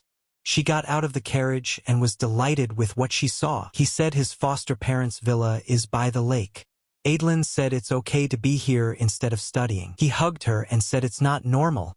They, teacher and student, won't tell anyone about it. Besides, she's feeling lust and arousal, right? Adelin immediately forgot about everything and said that she thought they could swim here in the summer on the lake. Elixir thought and stuck her hand into the lakes, and used heating magic to make her enjoy the moment and bathe. If memory serves, there was a bathing suit in the house. He realized that bringing Adelin here was not the result of a fleeting desire. A secluded lake couldn't be a better place to fight. This is where everything will be decided forever. Adelin came up to him and told him that the swimsuit had indeed been found. But it was a little small. It doesn't look good on her. Elixir smiled and said that he thought it was extremely indecent. But then she got angry. The teacher said he was joking. It looked good on her. Adelin climbed into the ood and asked Elixir if he wanted to go for a swim. He said it was fine to sit there, as long as he could see her huge breasts swaying. She climbed under the water and told him he wasn't looking. She snuck up on him and grabbed his arm and dragged him into the water. He looked at her underwater and wondered if he should just run away with her. He dismissed the thought as soon as it occurred. Even if he's forced to break up with this girl, he'll still kill the hero for all it's worth. Someone entered the teacher's dormitory of the academy and held a knife in his hands, hoping to kill someone. But then he saw a letter on the pillow and squeezed it, realizing that her daughter Adelin was in danger. That night Elixir waited for the girl's father in the castle. Suddenly the door opened and the man who had snuck into his room walked in. The Lord said, "What an oppressive atmosphere. But they have time to talk, Elixir?" The boy looked at him and smiled. Elixir said he understood. The Lord had read his note. The note said that Adelin is with him. If he wants her back unharmed, he should come alone. And he knows what he's done to Adelin and the other children. The Lord said Elixir left it in his room, like he knew he was going to get in there. Elixir bowed and said he welcomed the hero Flugel Lithburn, and he was actually waiting for him. Lithburn asked where his daughter was. If he gives her up safe and sound, he'll keep him alive. Elixir said he was so obsessed with this particular heiress. Are they done with mass production yet? Lithburn said the guy doesn't know anything. They're his precious children, including Adelin. Elixir said they're just pawns to kill the demon lord. Lithburn looked at him and said that the boy was right. Elixir said that he was using the lives of his own children to achieve a specific goal. Only the last bastard would do such a thing. Lithburn asked what about him. Why did he kill Ceruto and Liselot? He'd already found their bodies, and only Elixir could be the culprit. The guy realized that even though he had considered this option, he still couldn't believe that he had found out the truth so easily. I wonder how, although it didn't matter now. He called him here with the intention of killing him from the beginning anyway. The Elixir told him that if he found the bodies, he should know why he killed them. The truth that the 8 heroes have been hiding. The sealed demon lord. He took the 2 crystals from his parents. and his goal is to retrieve the 13th Demon Lord. Lipper said he understood and he's sorry, and he doesn't care who he is or where he came from. But why is he trying to bring her back to life? Does the boy know how much despair the Demon Lord embodies? She kills with her presence. With one look she burns everything in black flames. He had seen with his own eyes how much despair that woman had brought, when the people he cared about were not even ashes. No matter how strong the heroes were, they disappeared, unable to do anything. Their efforts, intelligence, talent, bonds, friendship, love overnight were destroyed by the cruelty and ruthlessness of the Demon Lord. And he saw it and vowed to avenge the regrets of those whose lives were cut short. Even if he sinks to the bottom of the abomination, he will leave descendants that will kill the Demon Lord. Such is his duty and justice. Elixir Alexiel answer. Does he have the resolve to act against his justice? Elixir stepped on him and realized that this man was pursuing justice, even by brutal means. He is determined to kill the Demon Lord for the sake of mankind. Elixir said that if he thought that Litburn was right, then he could be evil. Self-loving evil that knows no bounds. Like he always has been. He just wants to see her again. Litburn heard these words and began to mock him loudly. He attacked him and told him to die. Elixir repelled his attack and said that his favorite clairvoyant was only with him. But then Litburn said that no, not only with him. Elixir said that Litburn is one of the 8 heroes, and he will reclaim the Demon Lord even if his death is at stake. Elixir saw that Litburn had taken a drug enhancement. By the looks of it, the dose was unequivocally lethal. Litburn said that's ridiculous. He didn't think the guy would challenge him with such poor preparation. With his powerful attack, he said that the guy really underestimates heroes and their abilities in battle. Litburn's light was so bright that it illuminated the entire village. He caused the meteor shower to crucify with his powers. Elixir didn't wait and began to dodge the attack.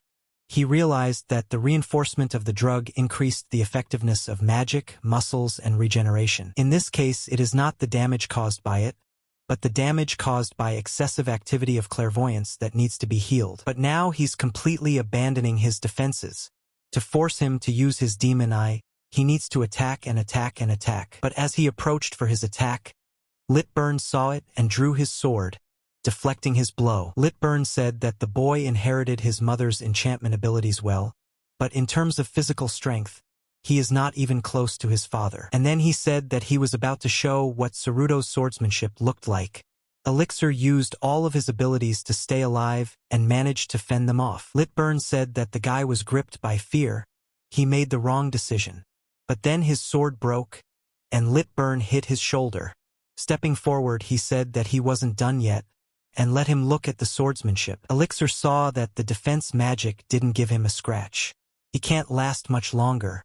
He needs to break the distance. Litburn managed to grab his head and said that truly is a man who keeps making mistakes. He didn't give him a chance. Holding the guy down, he started making fun of his face, and it brings back memories for him. The face of a beast, unable to fight at all because it is broken by fear and shame. Just like the Demon Lord who was abused by his subordinates. But then Elixir remembered all the moments he had lived that day, and taking his spear, he wounded Litburn's arm. Elixir got down on his knee and drank the potion from the vial, making him stronger. Litburn started laughing at him and told him to start floundering. He pulled out all his power and said he'd take Litburn away, rape and kill all his loved ones. He'd taste more pain and humiliation than she had and die in despair, and die at his hands. But at that moment, the elixir began spitting blood. Litburn said that it was the effect of the drug's enhancement and clairvoyance, and he dared to challenge it with this level of strength. Elixir said it was right. He didn't believe he could do it from the start, so he only sought to convince him that he was serious. In this place and at this distance, Litburn said the guy was so weak and managed to kill those two. He still can't believe it, so in memory of Saruto and Lisa, he'll send him to hell with his best attack. But then Elixir told him to stop and stand still. Taking Adelin in front of him, he said that one more step and she would die. Adelin asked where she was and what was going on. Elixir asked if she was awake. But then she asked if it was the teacher. Litburn told her not to make any sudden movements, But then she recognized his voice and asked if her father was here too. Adlin asked the teacher what it was all about. The elixir cut her possession and said it was all revenge. She begged him to stop and not to do it. Elixir said that it was easy to tame this girl. It was enough to listen to her trivial worries, to comfort her, and she was already attached to him like a mongrel. Adlin asked him why she was doing this. Elixir told Lithburn to watch what she can't believe even now. She seems to think he really loves her. She's a studious, stupid girl. What's it like to have something of value taken away from him? She didn't even realize he was using her as a means to kill him. It's a pity that only Lithburn didn't see his daughter moaning and squirming her ass in front of him, and started laughing out loud. Adlin said no, he's lying. If she'd been used as a tool from the beginning. Her father saw his daughter only as a means to prolong his lineage. But don't let her say that deep down inside she doesn't understand. For him, she is no different from her brothers and sisters from the institution. She was brainwashed, used, and thrown away. And for him, she is nothing more than a pawn. Lithburn told him to stop and asked him what he wanted. Elixir said he wanted him to take the crystal out of his heart and die. To kill him and save Adlin, he needs the demon eye, and he realizes it. And with every action he takes, he's pushing him to use his ability. He's only a meter away from its range now. If he takes a step, he'll be petrified. And right after that, the trap will be triggered. Come on, one of the 8. Die at last and find him to free the Lord. Lithburn says no. His demand is unacceptable. And he will give his daughter back for the dream. But then he took that step and the guy's hand started to turn to stone. He told him to turn to stone and the devil died. Elixir realized that he had won and his plan had been successfully completed. But then the seal opened and Lithburn did not understand what was happening. He tried to take further steps, but the power of the seal held him back. And then he was sealed into a big ball. When he came inside, he saw walls made of mirrors. He was angry. How did the guy know about his demonic eye? Elixir said yes. The demonic eye's weakness is the mirror. It reflects the ability of the gaze, superimposing it on the activator himself. Because the demonic eye wielders are hiding them. One mirror against a hero with superior magic resistance is not enough. And the other thing is their abundance. There's no escape. We can only wait for complete self-destruction. A sphere of absolute sight. A special magic against the demon eye. But after seeing him turn himself into stone, Elixir said one last time, he should die as a hero. Adlin opened her eyes and saw her father, who was already a stone. She asked him if he could hear her. She went up to him and tried to touch him, screaming at her father. But then she realized that it was all her fault, and decided that she was a bad child, and that's why no one loves her. Elixir saw her on her knees and knew it was the right thing to do. He wasn't worthy or entitled to sympathy, so he decided to cut it off. But still, why is it so empty inside? Elixir came to her and told her not to cry. Suddenly, a light began to seep out of her father's statue. Suddenly everything started to break down and Lithburn said that even if he slips, the hero will never fall as long as he has the Eye of Decay. Elixir was very surprised by this Eye of Decay. It was the first time he had heard of it. Lithburn didn't speak and attacked the guy. Elixir didn't have time to react, and only saw the attack pierce his arm to the point of blood. He fell to his knee and pondered. Lithburn told him not to be surprised that he didn't know. After all, the demon eye must be kept secret. But consequently, those who have seen it are buried without exception. The Eye of Decay sees all manifestations of demonic eyes and neutralizes their effects. It was through his power that he found out who killed Saruto and Lisa. It seems that the memories of the villagers who were disposing of their bodies were affected by the demonic Eye of Oblivion, and his Eye of Disintegration cancelled the effect, and the inhabitants of the returned memory told that the killer was the son of a couple of heroes. He wants the Eye of Decay to manifest in his child. The demon eye is inherited by blood. One day one with an Eye of Decay will be born. For this, he did not hesitate to resort to any means. He made Adlin and the other children suffer. But the Eye of Decay is worth it. It contains the power to resist the demonic eyes of the 13th Demon Lord. Contains the power to nullify the eyes of the Demon Lord that burns everything to the ground. If he hadn't lost his right eye as a child to demons, If everything had been resolved in the last war, he would never have gone down the path of sinfulness. If it wasn't for the demon lord and him too. But then a girl stood in front of his attack and started defending the teacher. She told them to stop or she would die. Father, he may not understand, but this is a man she still cares about. Litburn said he's very glad she's safe. Isn't she injured anywhere? She's a priceless talent who will give birth to a child with an eye of decay. She asked that she look at the state of magic power. Let her father look directly into her eyes. But then she looked up and fell to her knees. Litburn asked what was wrong. She saw that his eyes were purple in color. Litburn was angry and didn't understand what had happened. He had said that nothing would happen to this attribute. He said that she was a mother who should bear him a child. But this is a vicious, demonic attribute. This is the color of demons. And then he drew his sword and aimed it at her. But the elixir came and stood in front of her, protecting her life from death. Litburn didn't wait and attacked. He said the purple attribute only appears in demons. This can't be happening. It's him?